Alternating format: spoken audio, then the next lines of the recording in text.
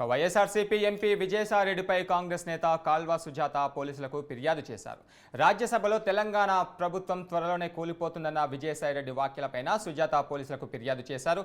విజయసాయిపై చట్టపరమైన చర్యలు తీసుకోవాలని బంజారాహిల్స్ పిఎస్లో ఫిర్యాదు చేశారు.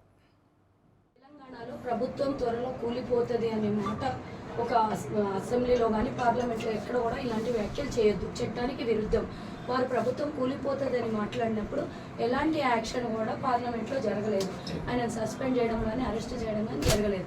కాబట్టి ఇమీడియట్గా మీరు మరి ఒక తెలంగాణ ప్రభుత్వాన్ని కూల్చేస్తాము అని అంత ఈజీగా తెలంగాణలో ప్రభుత్వం త్వరలో కూలిపోతుంది అనే మాట ఒక అసెంబ్లీలో కానీ పార్లమెంట్లో ఎక్కడ కూడా ఇలాంటి వ్యాఖ్యలు చేయొద్దు. చట్టానికి విరుద్ధం.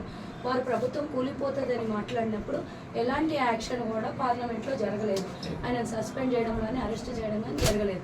కాబట్టి ఇమీడియట్గా మీరు మరి ఒక తెలంగాణ ప్రభుత్వాన్ని కూల్చేస్తాము అని అంత ఈజీగా